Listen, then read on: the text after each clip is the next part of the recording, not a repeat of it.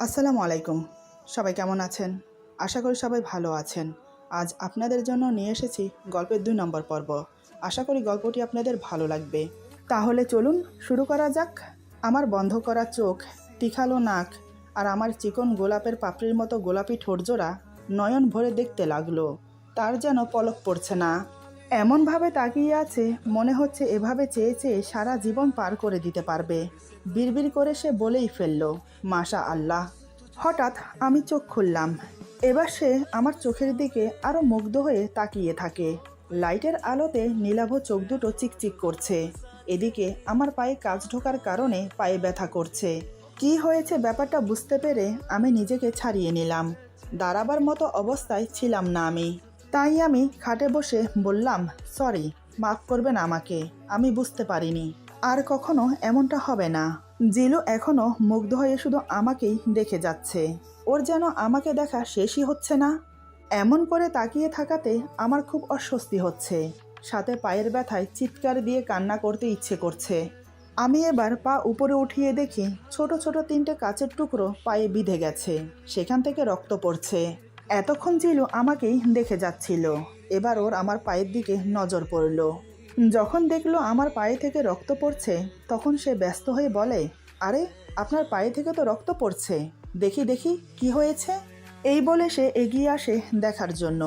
জিলু দেখে বলে, এ তো দেখছি কাঁচ ফুটে গেছে পায়ে, দাঁড়ান আমি বের করে দিচ্ছি। এই বলে সে আমার পা ধরতে আসে। আমি বললাম, কোনো প্রয়োজন নেই, তবে বলার জন্য ধন্যবাদ, আমারটা আমি করে নিতে পারবো। জিলু বলে, আপনি পারবেন না, আমাকে দিন, আমি করে দিচ্ছি। আমি বললাম তো প্রয়োজন নেই, আর আমাকে নিয়ে ব্যস্ত হতে হবে না আপনাকে। আপনি যান, ফ্রেশ হয়ে শুয়ে পড়ুন, রাত অনেক হয়েছে। জিলু কিছু না বলে আমার মুখের দিকে তাকিয়ে আছে। ওর বুঝতে বাকি রইল না যে ওর কথাতে আমি কতটা কষ্ট পেয়েছি, যার জন্য ওকে আমি পা ছুঁতে দিচ্ছি না। সে দাঁড়িয়ে রইল আমার সামনে আর আমাকে দেখতে লাগলো। এদিকে আমি মনে মনে ভাবছি, মুখে তো বলে দিলাম করে নেব নিজে, কিন্তু এই কাজ কিভাবে বের করব। মনের মধ্যে ভয় আর জিদ দুটোই বাসা বেঁধেছে।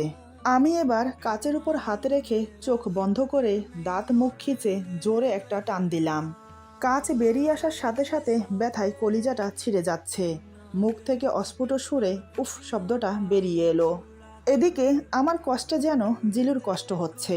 জিলু বলে, প্লিজ, আমি অনুরোধ করছি, আমাকে দিন, আমি বের করে দিচ্ছি। আমি ওনার দিকে তাকিয়ে বললাম, কোনো দরকার নেই, আপনাকে শুধু শুধু কষ্ট করতে হবে না, যদি পারেন তাহলে ফাস্টিং বক্সটা দিলে ভালো হয়। জিলু কথা না বাড়িয়ে ফাস্টিং বক্সের জন্য চলে গেল। কিছুক্ষণ পর নিয়ে এলো। ততক্ষণে আমি বাকি দুটো কাজ বের করে ফেলেছি। জিলু বলে, আপনি শান্ত হয়ে বসুন, আমি ব্যান্ডেজ করে দিচ্ছি। আমি এবার একটু রাগান্বিত ভাব নিয়ে বললাম তো আপনাকে, আমারটা আমি নিজে করে নিতে পারবো। এই বলে ওনার হাত থেকে ফাস্টিং বক্স নিয়ে নিজের পা ব্যান্ডেজ করে নিলাম। কখনো এসব করিনি, তাই ঠিকমতো হয়েছে কি না তাও জানি না। জিলু আমার সামনে দাঁড়িয়ে শুধু দেখতে লাগলো, কিছু বলার বা আগ বাড়িয়ে করার সাহস পাচ্ছে না। আমি পায়ে ব্যান্ডেজ করা শেষ করে মেঝের দিকে তাকিয়ে আছি। পুরো ঘরে পানি আর কাচের টুকরো। এখানে বিছানা করে ঘুমানো অসম্ভব। খাটের ওপাশে ওয়াশরুমের দরজা। রুমে এমন কিছু নেই যে সেখানে ঘুমোতে পারবো। আর খাটে ঘুমোতে হলে ওনার সাথে ঘুমোতে হবে, যেটা আমি একদম চাই না। কারণ এত অপমান হওয়ার পর আমার ওনার সাথে কথা বলতেও ইচ্ছে করছে না। আমি জানি এটা করা অন্যায়। স্বামীর সাথে রাগ করে আলাদা ঘুমোলে সারা রাত ফেরেশতারা নালহত দেয়। কিন্তু উনিও তো আমার সাথে অন্যায় করেছে, তাই আমি এই কাজটা করতে বাধ্য। নিচে ঘুমোতে হলে ফ্লোর পরিষ্কার করতে হবে। আমি বললাম, একটা ঝাড়ু পাওয়া যাবে? জিলু বলে, কিন্তু কেন? আমি বললাম, কষ্ট করে একটু নিয়ে আসুন, আর সাথে একটা টাওয়াল। জিলু আবার বলে, নিয়ে আসবো, কিন্তু কেন সেটা তো বলুন। আমি বললাম, মেঝে পরিষ্কার করার জন্য। জিলু বলে, আমি বরং কাজের মেয়ে শিখাকে ডেকে দিচ্ছি, ও এসে পরিষ্কার করে দেবে। আমি বললাম, এত রাতে কাউকে ডাকার প্রয়োজন নেই, ও নিশ্চয়ই ঘুমোচ্ছে, আপনি নিয়ে আসুন, আমি করব। আমার কথা মতো জিলু নিচে গিয়ে টাওয়াল আর ঝাড়ু নিয়ে এলো। জিলু বলে, কি করতে হবে আমাকে বলুন, আমি করে দিচ্ছি। আমি কোনো কথা না বলে ওনার হাত থেকে ঝাড়ু নিয়ে প্রথমে ঝাড়ু দিয়ে কাজগুলোকে এক সাইড করে রাখলাম। যদিও আমার কষ্ট হচ্ছে কেটে যাওয়া পা নিয়ে চলতে, তবুও আমি করছি। তারপর টাওয়াল দিয়ে মেঝের রক্ত আর পানি মুছে টাওয়ালটা এক সাইড করে রাখলাম। এরপর ওয়াশরুমে গিয়ে কাপড় চেঞ্জ করে বেরিয়ে এলাম। আসার সময় নিজের কিছু কাপড় নিয়ে এসেছি, সেখান থেকে একটা পরে নিলাম। জিলু এখনও ঠিক আগের জায়গায় দাঁড়িয়ে আছে। ও যেন বুঝতেই পারছে না ও কি করবে। যার মুখ দিয়ে একটু আগে খই ফুটছিল, আমাকে যা ইচ্ছে নয় তাই বলে অপমান করছিল, সেই মানুষটাই এখন যেন বোবা হয়ে গেছে। আমি বললাম, আমার একটা উপকার করবেন? জিলু বলে, কি বলুন। আমি বললাম, একটা মাদুর আর পাতলা দুটো কম্বল ব্যবস্থা করে দিতে পারবেন? জিলু বলে, পারবো, কিন্তু কেন? আমি বললাম, সারা রাত তো জেগে থাকতে পারবো না, ঘুমোতে হবে, তার জন্য চাই। আমি তো ঠিক এখানে কোনো কিছু জানি না, কোথায় কি আছে, তাই আর কি আপনাকে বলছি। জিলু বলে, তার প্রয়োজন নেই, আপনি খাটে ঘুমোতে পারেন। আমি বললাম, তাহলে আপনি? জিলু বলে, কোথায় আবার, আমিও খাটে ঘুমোবো।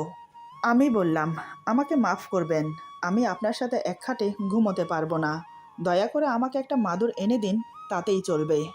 জিলু বলে, আমার ব্যবহারের জন্য আমি সরি বলছি, প্লিজ খাটে ঘুমান। আমি বললাম, গরু মেরে তার দক্ষিণা দিচ্ছেন?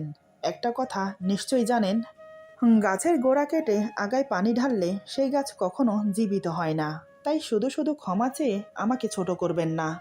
দেখুন, রাত অনেক হয়েছে, আমি কথা বাড়াতে চাই না, দয়া করে আমাকে একটা মাদুর এনে দিন। জিলু কথা না বাড়িয়ে নিচে চলে গেল। বেশ কিছুক্ষণ পর খুঁজে খুঁজে কোত্থেকে যেন ছোট একটা মাদুর নিয়ে এলো। জিলু বলে, এটা তো ছোট, এটার ভেতর আপনি ঘুমোবেন কি করে? আমি বললাম, সেটা নিয়ে আপনাকে ভাবতে হবে না, আমাকে দুটো কম্বল দিন, তাতেই চলবে। জিলু বলে, কেন জিদ করছেন? আমি জানি আপনি আমার উপর রাগ করে নিচে ঘুমোচ্ছেন, বললাম তো সরি, আর কখনো আপনাকে এমন করে কথা বলবো না। আমি বললাম, কথাগুলো বলার আগে একবার ভাবা উচিত ছিল আপনার। আমি আপনাকে বারবার সাবধান করেছি, কিন্তু আপনি আমার কথা শোনেননি। মুখ দিয়ে যা এসেছে তাই বলেছেন আপনি আমাকে। আমার চরিত্র খারাপ, কোনো ছেলের সাথে ধরা খেয়েছি আমি, ক্যারেক্টার খারাপ, আমি ধূর্ত, আমি বাজে মেয়ে, তাই আমার বর আমাকে বিয়ে না করে বিয়ে ভেঙে দেয়। এমনকি আপনি আমার ফ্যামিলিকে পর্যন্ত ছাড়েননি। আচ্ছা, এমনও তো হতে পারে যে ওই লোকটির বাইরে কোনো এফআইআর আছে, তাই সে আমাকে বিয়ে করতে চায়নি, ফ্যামিলির জোরাজোরিতে আমাকে বিয়ে করতে চেয়েছে। এমনও তো হতে পারে হয়তো সে বিয়ের দিন তার গার্লফ্রেন্ডের সাথে পালিয়ে গেছে, সেটা তো কারো মাথায় আসেনি। বিয়ে কেন ভেঙে গেল তাই সব দোষ মেয়ের। মেয়ের চরিত্র খারাপ, ক্যারেক্টার খারাপ, তার ফ্যামিলি চালবাজ, ভণ্ড, প্রতারক, ধূর্ত, আরও কত কি শুনতে হয়। কেন বারবার মেয়েদের উপরেই আঙ্গুল ওঠে, ছেলেদের উপর কেন নয়? কারো বিষয়ে যাচাই না করে এভাবে বাজে মন্তব্য করা ঠিক না। আমি চুপ হতেই জিলু আমাকে অবাক করে দিয়ে আমার সামনে এসে হাত জোর করে বলে, আমি হাত জোর করে ক্ষমা চাইছি, আমার ভুল হয়েছে, এমন করে বলা একদম উচিত হয়নি আমার, প্লিজ ক্ষমা করে দিন। আমি বললাম, আচ্ছা আপনি বারবার ক্ষমা চাইছেন কেন? আপনার বলা সব কথা তো আমি মেনে নিয়েছি, আপনি আমাকে স্ত্রীর অধিকার দেবেন না, আমি কখনো সেটা চাইব না। আপনি 6 মাস পর আলাদা হয়ে যাবেন, সেটাও তো মেনে নিলাম, আর আপনাকে আমি ডিস্টার্বও করব না। আপনার পড়াশোনায় কোনো ক্ষতি হবে না আমার জন্য, আমি আপনার থেকে দূরত্ব বজায় রেখেই চলব। 6 মাসেরই তো ব্যাপার, ও দেখতে দেখতে কেটে যাবে। তবে আপনার কাছে অনুরোধ, মা যেন বুঝতে না পারে, তাহলে উনি খুব কষ্ট পাবেন। এখন আপনি আমাকে কম্বল দেবেন কি দেবেন না? আমি বেশ বুঝতে পারছি উনি আমাকে দেখার পর থেকেই আমার প্রতি দুর্বল হয়ে পড়েছে, তাই তো সে নিজের ভুল বুঝে বারবার ক্ষমা চাইছে। কিন্তু আজ ওনার কথাগুলো আমার হৃদয়টাকে ক্ষত বিক্ষত করে দিয়েছে। বাহিরের কেউ বললেও সেটা গায়ে সইত, কিন্তু নিজের স্বামীর মুখে এমন কথা শুনবো আশা করিনি। এদিকে জিলু মনে মনে ভাবছে, অনেক বড় ভুল করে ফেললাম আজ আমি। যদি একটিবার ওর মাথার ঘোমটা সরিয়ে ওকে দেখতাম, তাহলে হয়তো কিছুই হতো না। ওর নিষ্পাপ মুখটা দেখলেই তো বোঝা যায় ও কতটা পবিত্র, কতটা নিষ্পাপ। আর আমি কি করলাম? না জেনে না বুঝে কতগুলো বাজে কথা শোনালাম। কিভাবে ওর রাগ ভাঙাবো? কথাগুলো ভাবতে ভাবতে আলমারি থেকে দুটো কম্বল বের করে আমাকে দিল।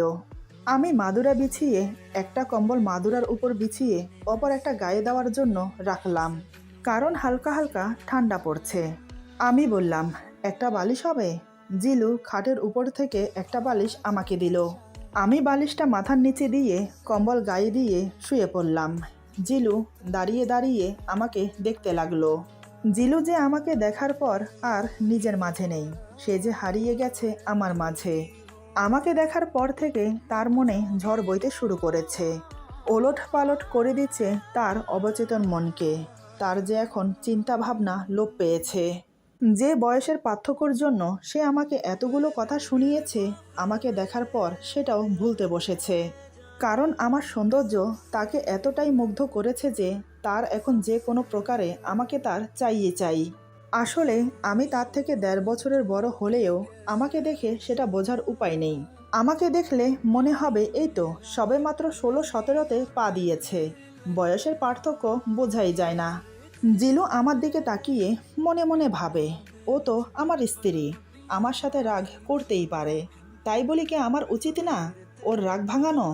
জিলু ধীরে ধীরে আমার কাছে এগিয়ে আসে। আসলে আমাকে দেখার পর আমাকে কাছে পাওয়ার জন্য ও এতটাই পাগল হয়ে আছে যে নিজেকে ধরে রাখতে পারছে না। জিলু আমার পাশে এসে দাঁড়িয়ে বলে, এই যে শুনছেন? আমি বললাম, বলুন। জিলু বলে, সরি বললাম তো, ক্ষমা করে দিন, আর কখনো এমন ভুল হবে না। আমি বললাম, শুনেছি, আর কিছু বলার আছে? জিলু বলে, না মানে বলছিলাম যে আপনি উপরে এসে ঘুমান না। আমি বললাম, আমি এখানে ঠিক আছি। জিলু নিজের লজ্জা ভুলে গিয়ে বেহাইয়ের মতো বলেই দিল, আপনাকে ছাড়া ঘুম আসছে না, আসুন না। ওর কথা শুনে আমি এবার ওর দিকে তাকিয়ে বললাম, আমি আজ এসেছি, আগে তো আমি ছিলাম না। তখন কিভাবে ঘুমিয়েছেন? তখন যেভাবে ঘুমিয়েছেন এখন ঠিক সেভাবে ঘুমান। এই বলে আবার চোখ বন্ধ করে শুয়ে রইলাম।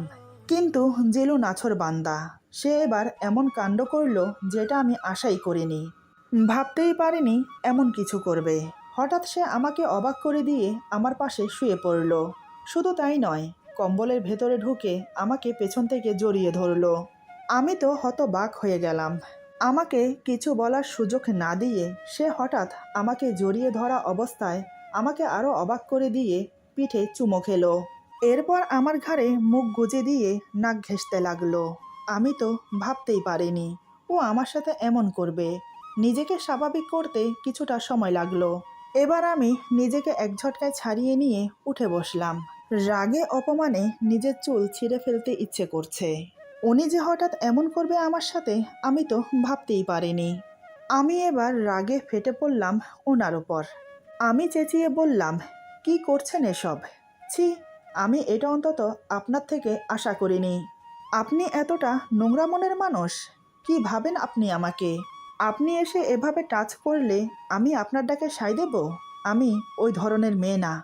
জিলু উঠে বসে বলে, আগে আপনি আমার কথা শুনুন প্লিজ।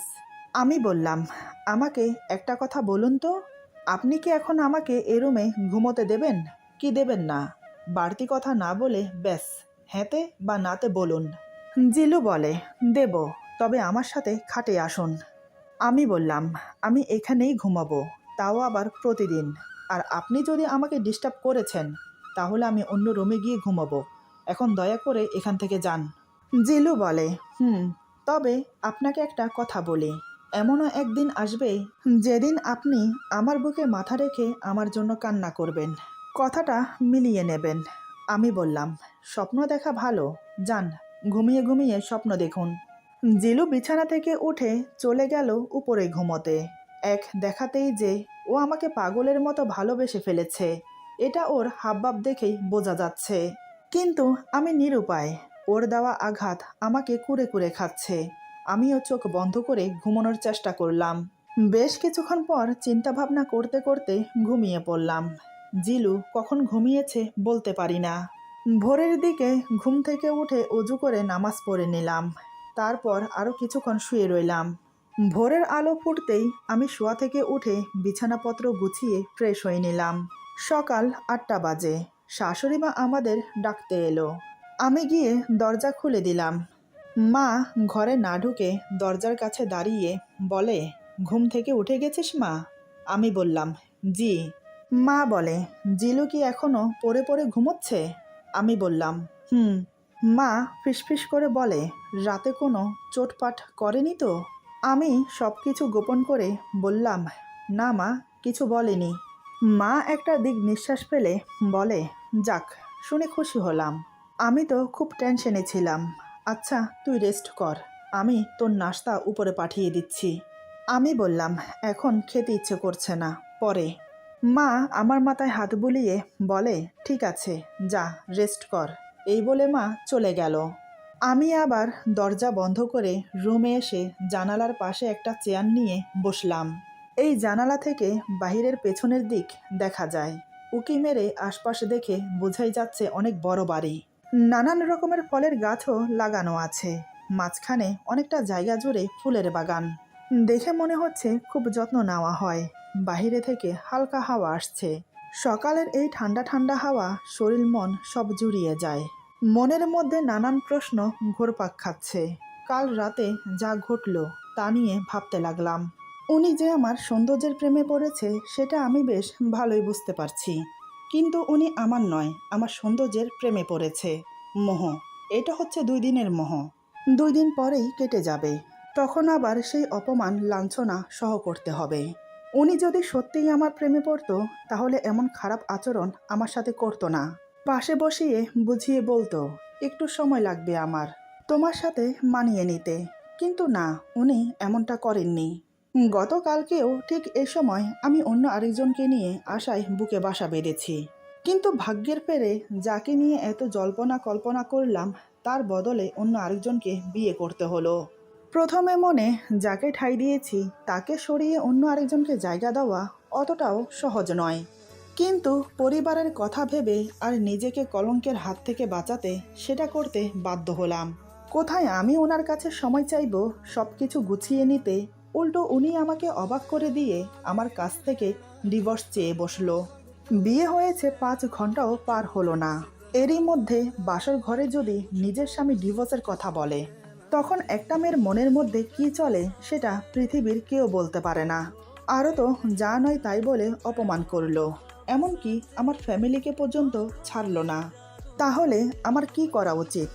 এত কিছুর পরেও কি স্বামীর সাথে ভালোভাবে সংসার করা উচিত? কিন্তু হাদিসে উল্লেখ আছে, এমনকি আমাদের প্রিয় নবী হজরত মুহাম্মদ সাল্লাল্লাহু আলাইহি সাল্লাম বলেছেন, স্বামী যদি রেগে থাকে তাহলে রাতে ঘুমানোর আগে স্বামীর রাগ ভাঙিয়ে তারপর ঘুমোবে। যদি স্বামী রাগান্বিত অবস্থায় স্বামী স্ত্রী দুজন শুয়ে পড়ে তাহলে শয়তান তাদের মাঝখানে জায়গা করে নেয়। সারা রাত শয়তান তাদের মাঝখানে অবস্থান করে, এমনকি দুজনের মধ্যে দূরত্ব বাড়ায়। কিন্তু তারপরেও আমার কিছু করার নেই। উনি তো আমাকে নয়, আমার সৌন্দর্যের প্রেমে পড়েছে। এমনকি যে জায়গায় আলাদা হয়ে যাওয়ার কথা উঠেছে সেখানে কিভাবে কি ঠিক করব? কথাগুলো মনে মনে ভাবতে ভাবতে আমার চোখ গেল খাটে শুয়ে থাকা ওনার দিকে। আমার দিকে ফিরে শুয়ে আছে। সত্যি বলতে কালকে রাত্রে এত কিছুর মাঝেও আমি ভালো করে ওনার মুখ দেখতে পাইনি। তাই এখন ওনাকে মনোযোগ দিয়ে দেখতে লাগলাম। সত্যি উনি দেখতে খুবই সুন্দর। ওনার শরীরের গঠন আর ওনাকে দেখে মনেই হচ্ছে না উনি আমার বয়সে ছোট। যত সম্ভব প্রতিদিন যোগ ব্যায়াম করে, তাই শরীরের গঠন খুবই আকর্ষণীয়। বেশ কিছুক্ষণ তাকিয়ে থেকে চোখ নামিয়ে নিলাম। জোরে একটা দীর্ঘ নিঃশ্বাস ফেলে মনে মনে বললাম,